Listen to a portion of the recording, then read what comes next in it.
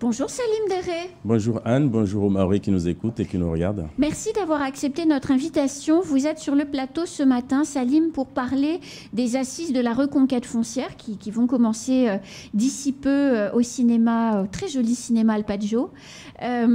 Salim Deré, qu'est-ce qu'il faut attendre de ces assises de la reconquête foncière? Parce qu'on a l'impression que tout a été dit sur le sujet. Tout a été dit, mais les solutions n'ont pas été pondues. Donc moi, je salue d'abord l'initiative du maire de Mamoudzou. On a parlé d'un maire qui ne dort pas. Effectivement, il ne dort pas et il cherche des solutions au quotidien pour sa ville, déjà, Mamoudzou, mais pour Mayotte aussi. Et donc, cette démarche participative qui se fait avec la préfecture, l'Académa, la commission d'urgence foncière, le conseil départemental et l'association des maires de Mamoudzou, des maires de Mayotte, pardon, est une démarche à saluer parce que, encore une fois, on parle de foncier qui n'est pas maîtrisé quand on a des projets. Et bien là, ça va nous permettre de faire une réflexion, de mener cette réflexion-là pour trouver des solutions sur la régularisation, sur l'aménagement, sur l'urbanisme et aussi sur l'habitat. Donc moi, je salue d'abord cette initiative, mais au final, pour répondre à votre question, il y aura des solutions parce qu'une fois qu'on mène ces réflexions-là, il y a eu beaucoup de réflexions. On a parlé de logement, les assises du logement, on a le SAR, on a tous les documents qui nous permettent aujourd'hui d'avancer. Et donc, le maire de Mamoudzou avait fait un excellent travail sur la sécurité. Aujourd'hui, il y a quand même des choses qui se dessinent sur la sécurité. On est plus ou moins calme et on peut dormir tranquille. En ce moment, oui. En ce moment. Et donc, ce travail-là est très intéressant parce qu'il y aura des solutions au bout, une fois qu'on aura fait les restitutions ce soir, cet après-midi. Alors, justement, parlons concrètement. On voit derrière ce village informel, c'est vrai que quand on parle de reconquête foncière, on pense souvent, et le plus souvent en premier, à ces bidonvilles qu'il faut casser. On sait qu'on a la loi Elan qui nous permet de le faire avec une disposition particulière pour Mayotte et pour la Guyane de manière à gagner du temps et à aller vite. Le préfet fait les dossiers pour pouvoir exproprier et casser. Les associations droits de l'homiste se font une joie d'affronter la préfecture devant le tribunal administratif en engluant le tribunal administratif, donc avec un jeu procédurier malsain qui concourt à faire un dossier par Casentol, donc ça fait complètement, ça pollue le tribunal administratif. Qu'est-ce qu'on peut faire, Salim Deré, face à ces situations qui sont un vrai problème? Parce que je prends l'exemple de Doujani, on a mis 4 mois à pouvoir décaser, 4 mois de perdu. Talu 2 à Koungou, donc c'est pas la même commune, mais la problématique est la même. On perd du temps et on le voit bien, entre 2021 et 2022, on a fait diviser par 5 sur le nombre de décasages à cause de ça.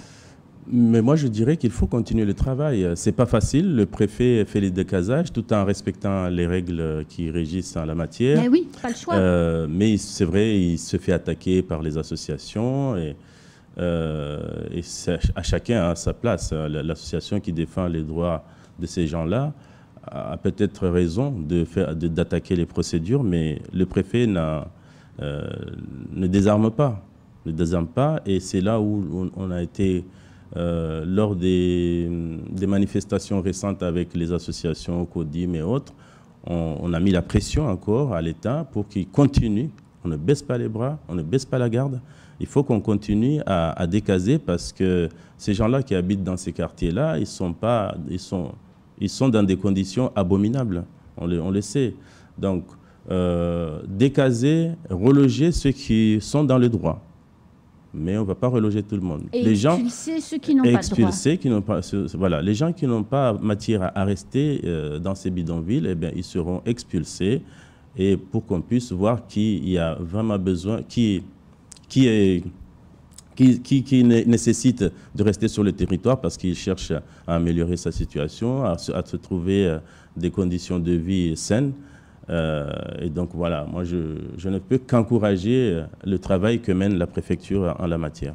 Alors si les infos que j'ai sont exactes, le conseil départemental est le plus gros propriétaire terrien de Mayotte. Comment aujourd'hui le conseil départemental gère ces parcelles et quand je dis gère ces parcelles, c'est surtout les gérer en termes d'aménagement. Quelle réflexion se met en place pour optimiser le patrimoine foncier du conseil départemental, qui est le patrimoine mahorais quelque part? Tout à fait. Alors le conseil départemental, on l'a dit, hein, c'est 40% du foncier à Mayotte. Un chiffre qu'il faut relativiser parce que les 40%, on est sur 90% des 40% dans des zones naturelles ou naturelles sensibles. Donc il resteront des arbres. Voilà. Donc, et tant mieux. Et tant mieux, parce qu'on en a besoin. Quand on n'a pas d'eau, il faut penser que c'est aussi à cause de la déforestation aussi.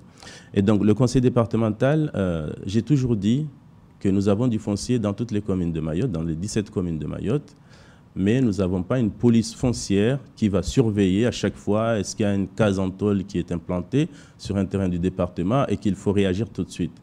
J'ai toujours fait appel au maire de nous faire des signalements parce que le maire, il a une police municipale, il y a un service d'urbanisme, de foncier. Et donc, dès qu'il nous fasse un signalement sur des terrains du département qui sont dans leur commune, nous, on agit tout de suite en demandant l'intervention de l'État dans le cadre de la loi Elan.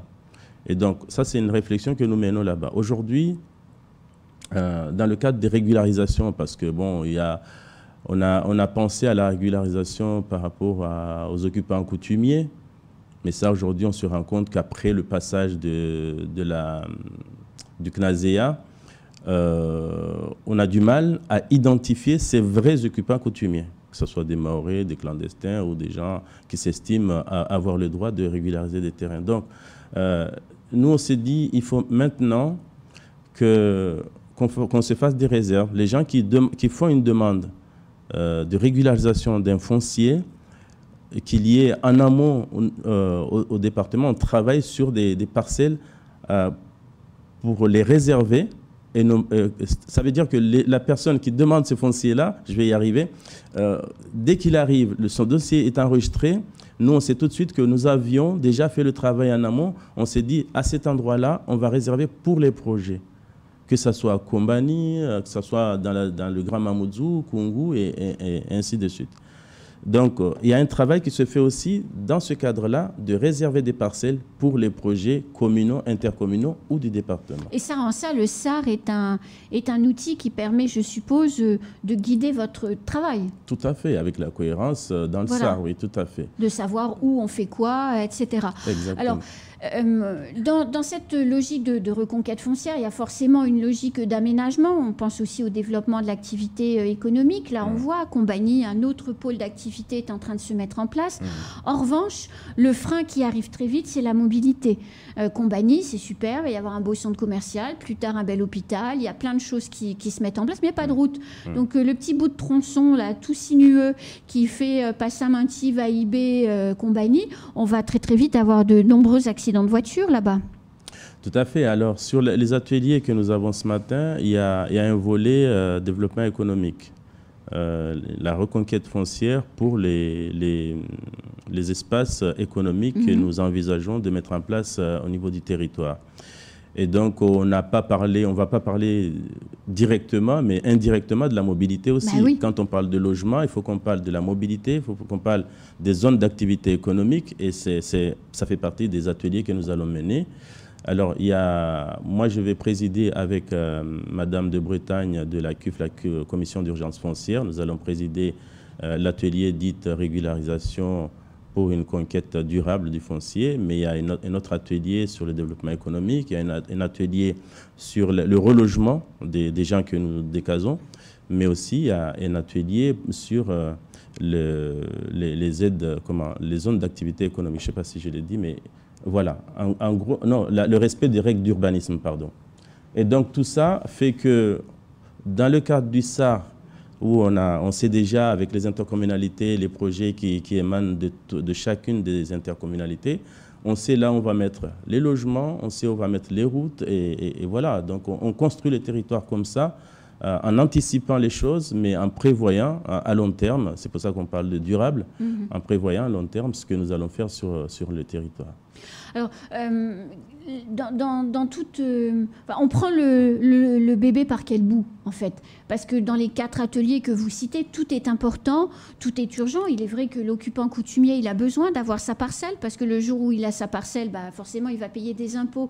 Et les communes ayant besoin d'argent, c'est important. Mais en même temps, il faut pouvoir aménager. En même temps, il faut décaser. En même temps, il faut refaire le cadastre pour qu'il soit au carré. Donc, ça mobilise aussi des équipes. Comment on fait? On prend le bébé par quel bout?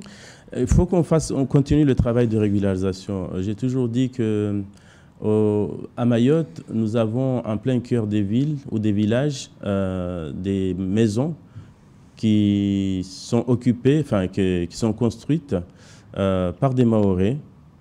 Et dans ces maisons-là, à moins que ce Mahorais qui occupe cette maison ait besoin d'avoir un projet, il a besoin par exemple d'avoir un crédit à la banque, il se réveille pour demander la régularisation. Il faut que nous, on soit capable d'accélérer ce travail-là parce que, à défaut de régulariser, c'est le conseil départemental qui paye les taxes foncières. On est aujourd'hui à quasiment 7 millions d'euros de taxes foncières qui manquent. En fait, nous payons 7 millions d'euros pour des parcelles qui sont occupées par des personnes, des Mahorais ou autres. Et donc, il faut qu'on accélère cette régularisation. Et puis, le travail de la CUF consiste, alors, la régularisation concerne les parcelles du département, du conseil départemental, mais il y a un travail qui se fait en aval avec la commission d'urgence foncière pour les parcelles privées. Et là, je pense qu'il y a un gros travail qui se fait aussi. Nous avons quasiment 1000 dossiers aujourd'hui à instruire, parce que nous, au conseil départemental, on siège à la CUF aussi.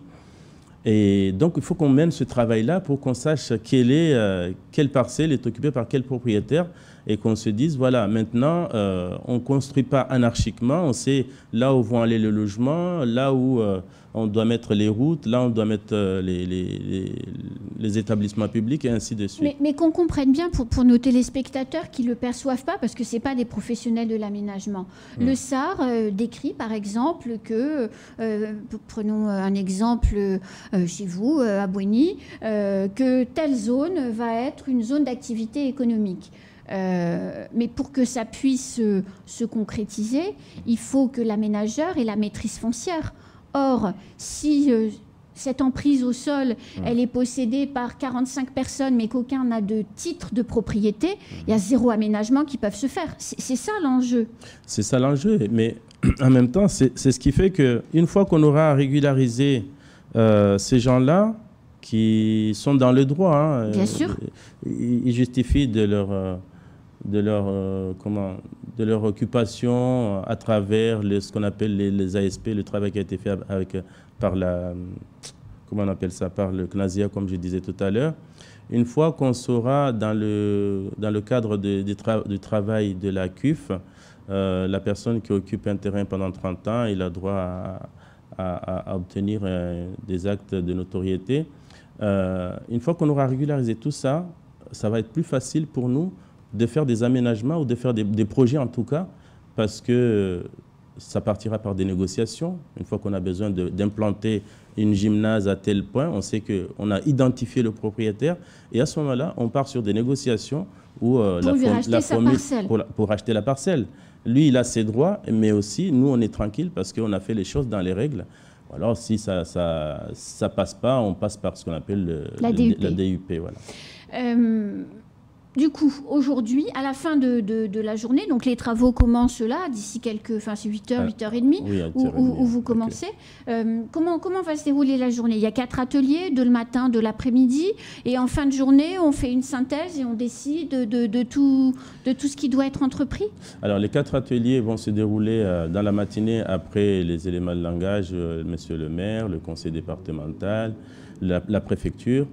Et les 4 ateliers vont s'enchaîner après. À midi, on fait une pause déjeuner et puis on fait une synthèse et la restitution aussitôt cet après-midi.